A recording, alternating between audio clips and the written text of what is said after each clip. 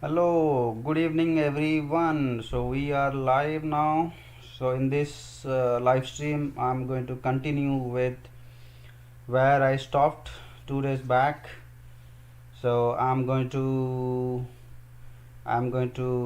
teach loops and functions and how to install packages in R. The other things I'm also going to teach, such as performing some basic statistical analysis using R programming. So this is intended for beginners. If you are more advanced, you probably won't find this very interesting. But if you are a beginner, I'm sure you will find it very helpful. If you have questions, please put that in the chat box, and please like the stream so that even others can uh, join. So please like the stream.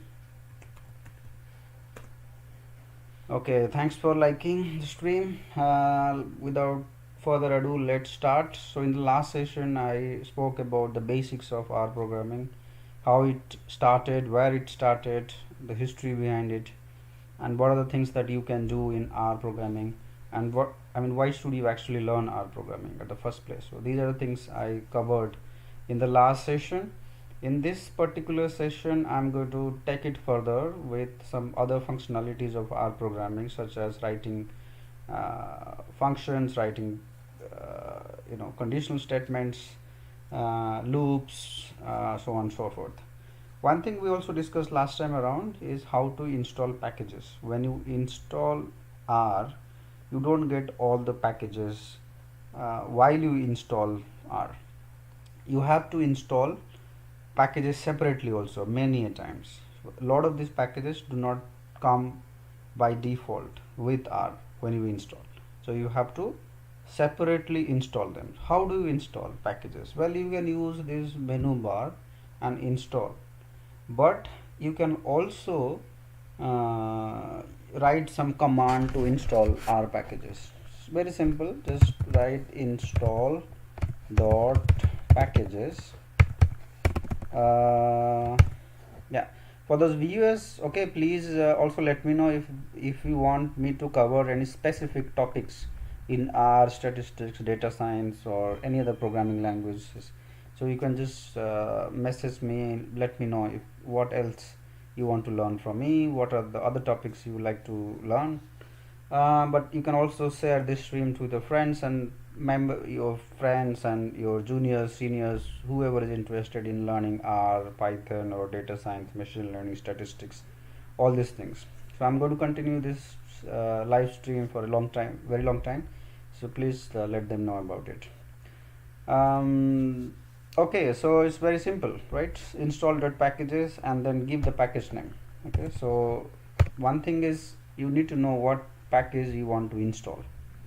So I'll install the ggplot. So it's a package used for plotting data. So in quote, just give the name ggplot and press enter. So it is going to search for the CRAN server actually. So CRAN is an organization which has got server all around the world. So you need to install from the server nearer to you. Like if you are in India, then you have server in IIT Madras, in other educational institutions. So I'm in Europe, so I'll select a place from somewhere from Europe. So I'll select Germany. Okay, you can select anyone actually, but I think it's a bit faster if you select the one closer to you.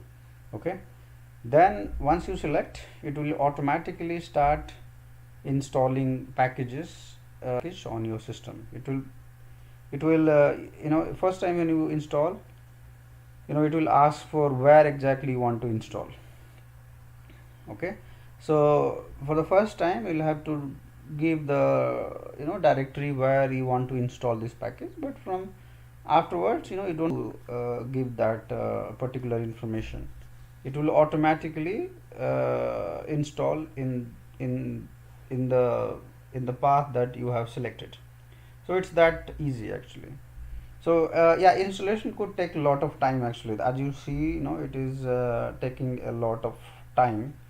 Meanwhile, I'll talk in brief about what are the things that to be able to get a job in this particular field, and why is R programming important for the business and for the academia and so on. So R is used for data analysis. It is used where you need to sort of use statistical techniques to get insights from the data, and nowadays every single company is now using data for decision making, and that's where R is very handy. And it's also very useful in academia. If you are doing your masters or PhDs, it is a wonderful software to learn, because you can then easily do a lot of analysis using R. But there are other software also you can certainly use, but R is very useful. Okay, so now the practice. So what happened? ggplot is not okay. Well, let's say it's saying it's not available. I don't know why. Maybe it's ggplot2. But okay, let me install something like XML. Should be available. Okay, it will take some time, but I think okay, you got the point, right? So how to install package, and then you, after installing the package, you also have to call the package before you use it. Okay, so this package XML is used for importing XML files to your SAS session. So that's something I'm installing. So the point here is that in order to install packages, you can either use commands like install.packages, or simply use the drop down box from the top. So either ways you can install. Okay, these packages are not very heavy, as in it's not like it will consume a lot of space from a computer. As you see that it is simply consumed like 4.1 MB, which is very small, right? So it's not like we're downloading a movie or something. It's a very small, it will consume only a very small part of your computer's memory. So that's one thing, so it's nothing to worry, right? When you want to use the package, before that you need to say okay, library, and then just call the package, which is XML, in this case XML. Okay, now you can start using XML. Okay, so that's the way to install a package. Now how do you know what package to install? Well, if you are doing some analysis and you do not know what package is used, the best way to find the package for that particular analysis is to do a Google search. Just do a Google search. There are lots of content out there about different packages. You can use more than one packages for a given analysis, given statistical analysis. So it doesn't have to be just one package. You can have more than one package. So you can try out all these packages, and that best suits for your analysis. Okay, and you can always pre-install all the packages if you want to. Like some of the very commonly used packages for modeling can be pre-installed, right? Install before you even start doing analysis. So I would recommend you to do that. But otherwise also, as in when you need it, you can install. You don't have to pre-install all the cases, but when you need something, you can install the package. Okay, great. All right, so okay, so there are a few other things we will learn in this particular session. So one thing is about functions. So if you're familiar with other programming languages, you must know that function is a very useful thing actually. If you really want to automate something, you really want to do it once and then you want to use it afterwards also, function is a very wonderful way of automating your code, or just there are two types of functions, right? One is a built-in function. So what is a built-in function? So built-in functions are the functions which are already there in R. So you don't have to write manually, they are already there, right? For example, I think a lot of functions, right? I'm not going to talk much about that, because we will learn more about the user defined functions, the function that you will create for yourself. So that's something we will learn in this particular, yeah, I'll talk about that. So first thing is to give, let's say, some name. Okay, add numbers. Okay, it's just a name I would like to give. I like to create a function which will add two numbers. Okay, so I give two numbers a and b, and what the function will do is add these two numbers and return the sum of these two numbers. The name of the function what I define is add numbers. You can give any numbers, right? It's always good to give actually short names like add, something like that. But do remember that your user created function, the function that you are creating yourself, should not be same as the built-in function. Built-in function means R has created R has its own function. So sometimes there is a class of the name, so it's always good to avoid such names. Give names which are unique and something that you can understand, also others can understand. So be smart while giving a name to the function. So function a and b. Okay, so what I'll do is that I'll simply want to print a plus b. Okay, so that's my function basically. So add function is you give two numbers, it will give you the sum of these two numbers. Okay, so let's try. So we have defined. Now thus this first part is about defining the function. Okay, and then you press enter, so that compiles the code. So now in your temporary SAS session you have a function called add. Okay, and then you can use. But if I close this SAS session, remember that this function will be gone. That means if you close the SAS session and after 3 hours you again open it, this function will not be there. Then you have to rerun this particular code, rerun this particular script again. There are ways to have actually function permanently, but I'm not going to get into details of that. But you can always save this particular script for future use. Yesterday I showed you, right, how you can save script. So just go have a new script and then copy and paste the script. Okay, you can copy and press the script here. Okay, now every script that you write on your console, you can use a separate editor to save the code, right? Just press Ctrl S or just save. It will ask for some place. Okay, for example I use R code. Okay, that's all, right? So this code is now saved.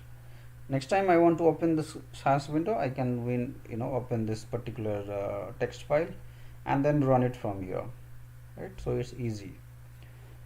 So okay, so now we have defined the function, add function. Now we will see what we can do with this. Okay, so I'll use these two numbers and b. So remember, for the function add there are two parameters, a and b. That means every time you use this function add, you have to have two parameters. So add 2 plus 3, what do we expect? We expect that it will return 5. That's what we get, right? Similarly, you just take any number 120 to 35, something like that, you get 345. That means it actually adds these two numbers 120 and 234 and gives 2. It's wonderful, right? You define it once and then just give the parameters and then it will do it for you. It's a very simple function, but we can write more complicated functions also, right? So it's a simple function. Is it clear? If it is clear, you can also message me. If you have any question, you can always ask me directly in the message box. So that I recommend to you. I will write some bit more complicated functions. Okay, for example, how to square a number, find the square of a number, and there we will use loop. I haven't taught you loop yet, but I think using that script I can teach both function as well as looping, right? How to loop, how to use looping. to create functionalities in R. But I hope that a function, the concept of function is clear. It is used to automate something, right? And you can also have subtraction function, you can have many lots of other functions, and we'll write a bit more complicated functions now. Okay, so I will create a function such as square. Okay, function, so it takes one parameter, and what it does is that it returns the square of that number. Okay, syntax is very simple, right? You give the name and then use this arrow mark, then use function. It's a keyword. Keyword means it's something directly given by R, so you cannot change it, but this name you can change all the times. Okay, so this is just a game name given by you, something that you can recognize, but this is directly given by R. So function, and then give the parameter. Within this bracket you can also use any name. I'm using A, but you can also B, C, whatever name you want to use, but make sure that you use something that even others can understand. Okay, then in the curly bracket we will write for, so it's a for loop, and I'm going to teach you what a for loop is. Okay, I in 1 to A. Okay, then another curly bracket, square, or just any other name you can. Okay, maybe you can just write square, but it doesn't have to be exactly the same name. You can use any number. Okay, maybe you can use B or C or D, whatever. So D is equal to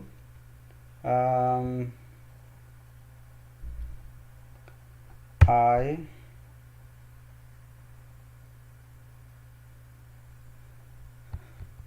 okay, so this is just the square, right? Oh, sorry about that. It's easy. So we don't have to use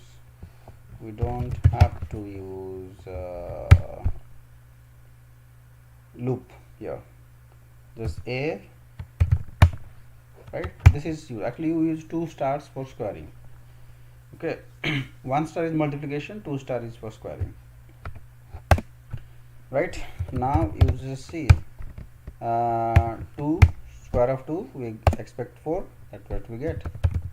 Square of 10, we expect 100, that's what we get. We can also use this very complicated number like these big numbers, where it takes a lot of time for you to calculate the square, but it R gives it to you very quickly, like very quickly, very easily. So that's a very good way of automating something, right? And then we will see how to write all the squares up until that number. Okay, but in sequence. Like for example, if I want for 5 I want square of 1, 2, 3, 4, 5. For 7 I want from 1 to 7. So all of this, that's bit more complicated, but we will write a function for that. How do we write? Okay, so we'll have to use a for loop there, and that's where I will tell you how to use a for loop. Okay, all right, then another curly bracket. I'm writing the code first, and then we will talk about the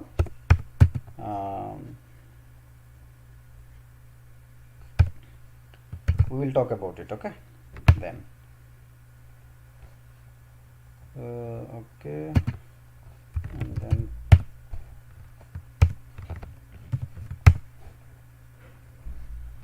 okay, so a bit about the coding standard actually, is that I'm not following the coding standard. Okay, but normally, right, you should use something like sorry about that.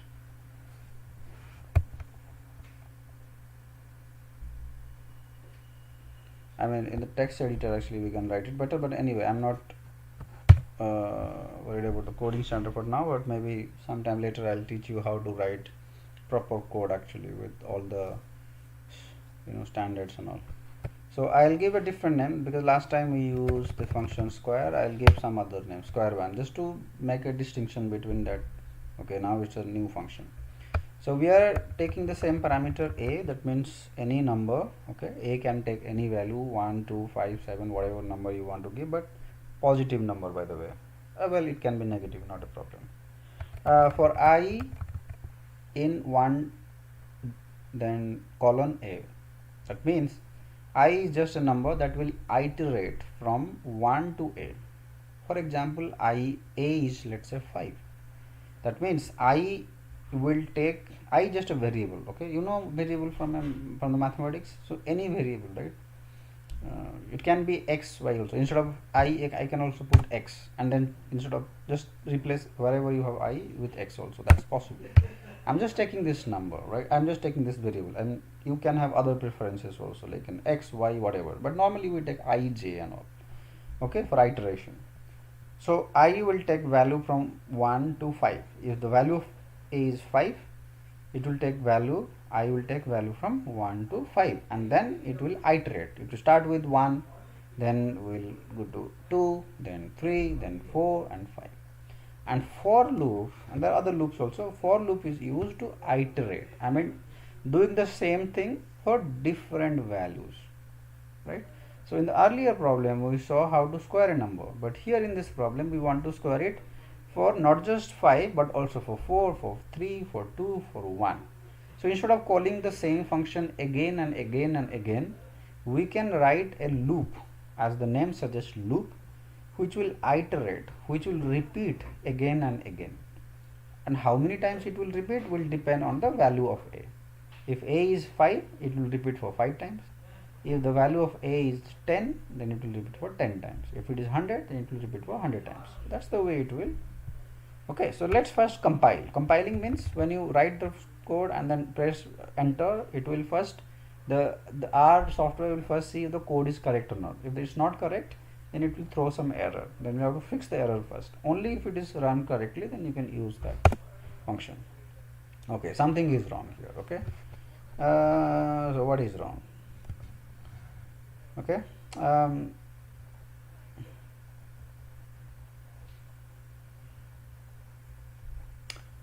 okay, something is wrong. So let's first figure out what is wrong, right? So if something is wrong and you want to correct it, it is called debugging. Okay, so the way to debug is first read this error, right? It's saying that unexpected symbol. That means we have used a symbol that it is not able to understand, right? So we have to be careful about the syntax. So this the way we write, it's actually known as syntax. So those who are familiar with programming must know this. I think it's no different, but for first time users, you know, syntax is something that is always troublesome. It's very irritating sometimes because you know you have to remember syntax many times. Okay, so what's wrong with this particular code? Okay, so you see that we have started the curly bracket. So are we missing a bracket? So here we started a curly bracket, and here, so basically after function we have to start a curly bracket, so that's there, and after the for loop also we have to start another curly bracket. Okay, and there are two curly brackets also. There's a thing no wrong with that. Okay, so for and that so after for, within, you know, in the function you have to have a square sorry, the what is that called, round bracket. Okay, so that is already there, so no, it's not an issue at all. So where do you see a problem? Even for I, that there it is there, so that's not an issue. Okay, so now I see a problem. So the problem is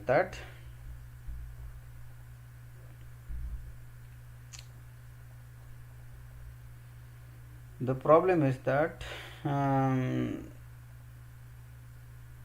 after P is fine, what's wrong? The value of print is there.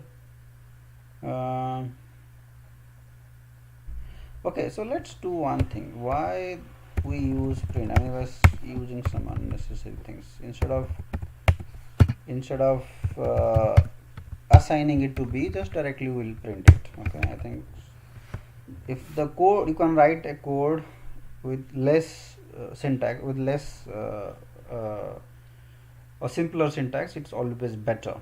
Okay, so it's wrong with, actually not sometimes difficult to debug, there is an issue, but you can always assign it to a separate value and print also, that's not an issue. But you can directly print also, right? Instead of assigning it to a variable and then printing it, that's like another extra step.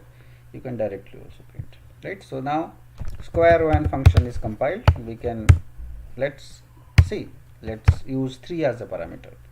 So what are the things that we expect? We expect 1 square, 2 square and 3 square. We expect 1, 4 and 9. That's what we get, right?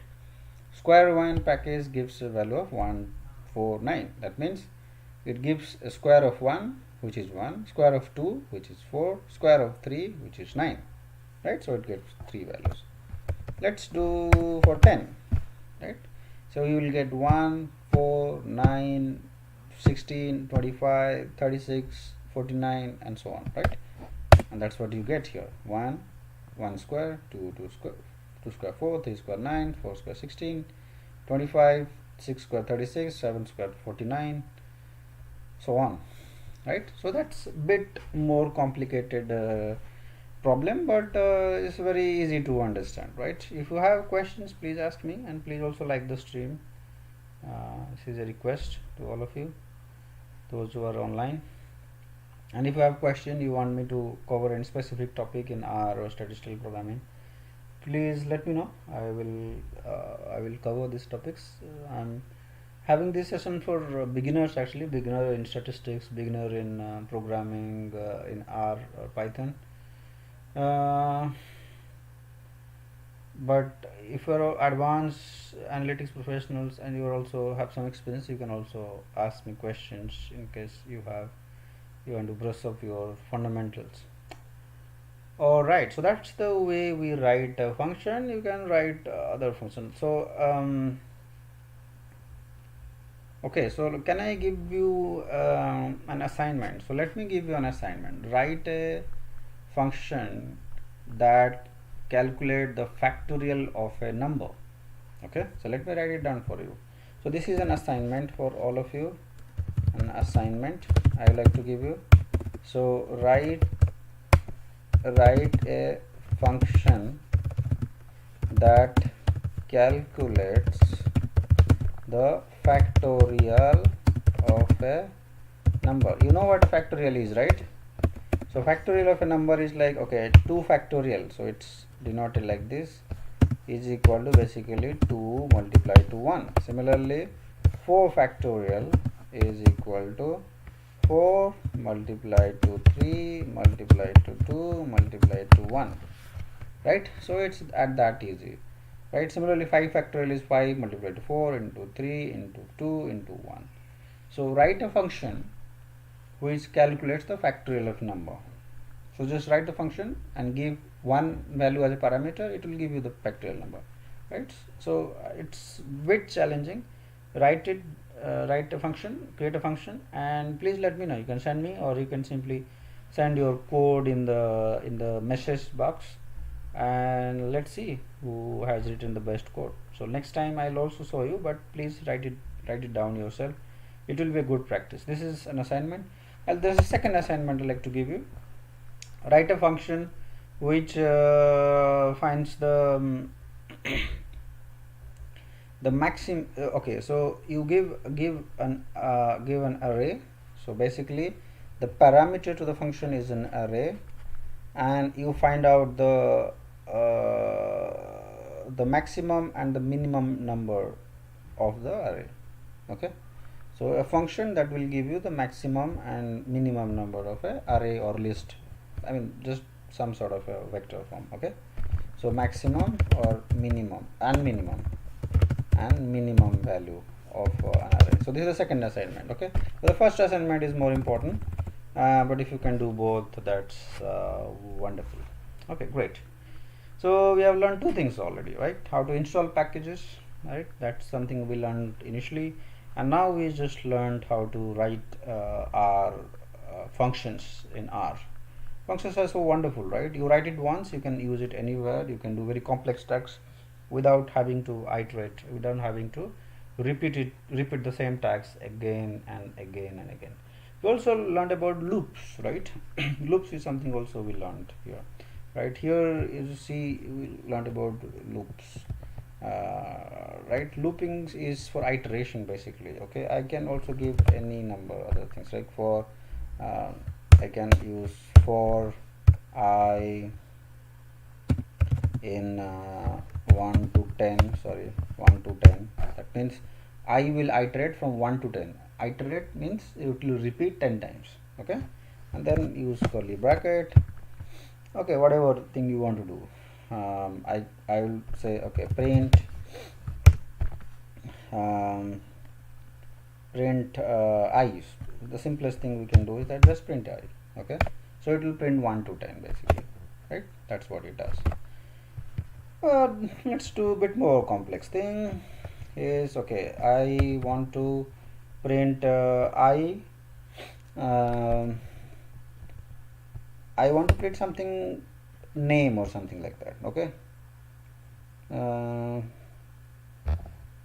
someone's name, for example, like Tom. So it will print the name Tom 10 times. Okay, right? That means I is just a number, right? You can use any number, any variable here, but here it matters like how many times it will iterate. So that something will be determined from this.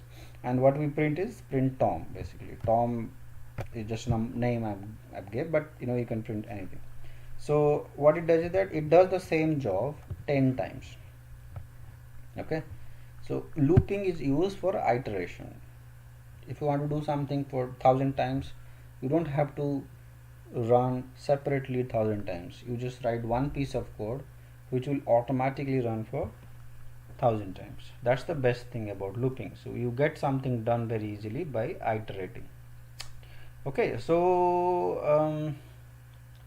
I also ask you to do some assignment on looping, where you use for loop to do some task using for loop. Okay, I'm sure for the assignment that I gave you, right, to get factorial, there you will have to use the what is that, the loop. Okay, you have to use loop in order to get factorial. So that is something you will anyway have to do, right? So you will get some practice there also. So anyway, but you can also practice more, you know, just do a Google search, looping in R. You will get some assignments and then just do it. And please also let me know if you have doubts, and if you want me to cover any other topic, you can also put that in the comment box or message box, and I'll cover those topics. Great. So we have now learned quite a lot about R, right? Basics. Actually, the last session and this session, whatever little we have learned, it is enough for a beginner to even start playing with R. So now the basics of R must be clear now to you, and you can play around with this. Tomorrow I'm going to cover two things: how to import external files like Excel files and CSV files, these files, and how to perform statistics, like how to calculate mean, median, mode, right, and how to plot plot data in R. Okay, so tomorrow's session will also be interesting, so please join.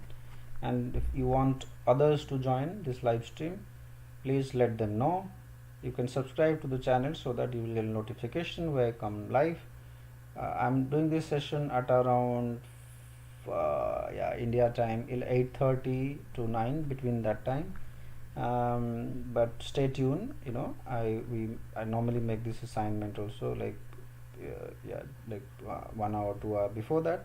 But otherwise also you can just post your email ID in the message box so that I'll let you know when I go online. Okay, and any specific topic you want me to cover also, that also you can let me know. So next session we will see this graphs, plots and these things, and the one after that we will do some statistical analysis like linear regression, decision tree, that kind of thing. Okay, then in 4-5 session we would have covered a lot of things about R.